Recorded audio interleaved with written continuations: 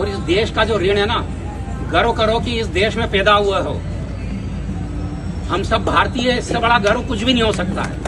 मेरे बच्चा IIT में थे, अमेरिका में है, बहुत बड़े हो गए हैं। ये गर्व की बात नहीं, गर्व की बात यह है कि हम हिंदुस्तानी, हम भारत में पैदा हुए। धरती पे यदि कोई स्वर्ग है तो वो भारत है। 1990 में वही भयानक ग्रह उसी कहानी के रूप में कश्मीर के अंदर दोहराया गया। सेम चीज़, सेम एजेंडा, ठीक है। और उन 5 लाख लोगों को जो विस्थापित किया था, उनमें से कई लोगों का मर्डर हो गया, रेप हो गया। आप सुनते हो उससे कश्मीर फाइल बनी थी। तो एक कहावत है कि जो इतिहास की गलतियों से नहीं सीख लेते हैं, वो गलतियों को दोहराने के लिए अभिशप्त रहते हैं। तो हम सब लोग अभिशप्त हैं। हमने वो जो मैं सांप की जो बार बार बात बोला, सांप है हमारे गले में, वो डसने के लिए तैयार बैठा है। हमको क्या कहा इसमें आप बोला, आप लोग वो इतने मकानी सब आप ही के हैं, आपके घर में 2 बच्चे होते हैं, किराए कर सब बाहर चले जाते, तो ये सब हमारे लिए तो बना रहे हो आप, ये सब हमारे ही। ये 25 साल पहले की साइकोलॉजी बता रहा हूँ आप। तो आप कितना ही पैसा अपने घर में इकट्ठा कर लो, जब भी हम जाते हैं हिंदुत्व का कोई प्रोग्राम चलता, हमारी जेब में हाथ नहीं जाता है।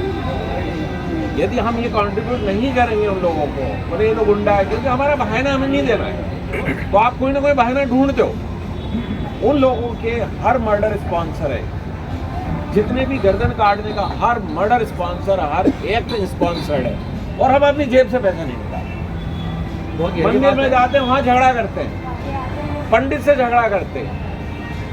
आपको इस वक्त मंदिर तब बनाना जब आपके पास उसकी सुरक्षा की व्यवस्था हो। मंदिर तब जाओ जब आप सुरक्षित हो। तो सबसे पहले सुरक्षा और राष्ट्र की भावना अंदर जगाओ। आपका पैसा दोस्तों बता रहा हूँ, पहले भी छीन लिया गया था, अब भी छीन लिया जाएगा। कितना ही इकट्ठा कर लो आप, कितने ही प्लॉट खरीद लो, किसी भी रोज उसके ऊपर कब बन जाएगी, किसी भी रोज उस पर हरा झंडा लग जाएगा। और यदि आप सुरक्षित नहीं हो, मजबूत नहीं हो, तो आपसे सब छीन लेंगे। मैं डॉक्टर योगेंद्र व्यास, चाइल्ड स्पेशलिस्ट हूँ, और मैं मॉर्निंग स्विमिंग करना था, मुझे साइकिल लेके निकला रामचंद्र नगर से, और जवाहर मार्ग पर मैं कर रहा था, सेफी होटल के पास है। जितने मुसलमान मिले, जितने बोरा मिले, सब टोपी लगा कर। सबसे पहले तो हमको सेक्युलर पना छोड़ना पड़ा।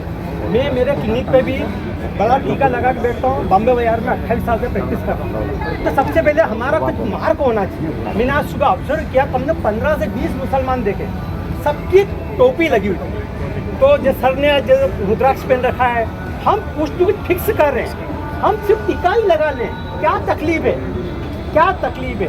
एक तो इसको चालू करना चाहिए। दूसरा मैं एक चीज़ बोलना चाहूँगा, जो गर्ग सर ने बोला, बहुत सही बोला। अफगानिस्तान में सिर्फ 700 हिंदू और सिख बचे हैं, शायद आप सबको मालूम है कि मालूम है, सिर्फ 700 काउंटिंग, गवर्नमेंट की काउंटिंग है। बाकी सब कहाँ गए? 1948 में लाहौर के अंदर 50% हिंदू थे, आज से 2% कहाँ गए? या तो कन्वर्ट हो गए होगा। और मैं बोल रहा हूँ कि इंडिया के अंदर 1 लाख पाकिस्तान बन चुके हैं। आप मुबालदे में रहते हैं, और जो सेक्युलर है, मैं बोलता हूँ मेरे बॉम्बे बाजार में आके घर लेके बताओ, उनके पास रह के बताओ, ये पूरी आग है हमारी, भयानक आग है। और अभी एक उदाहरण कर्नाटक का, मतलब कितना फंडिंग हो रहा है आप सोचिए।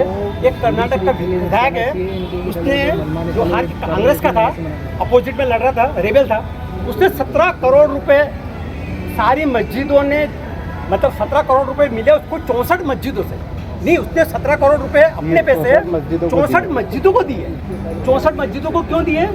कि वो अपने इलाके के मस्जिद के लोगों को बोलेगा कि तुम 100-500 मिल रहे, तुम वोट डाल दो। तो 17 करोड़ रुपए 64 मस्जिदों को उसने डिस्ट्रीब्यूट किए।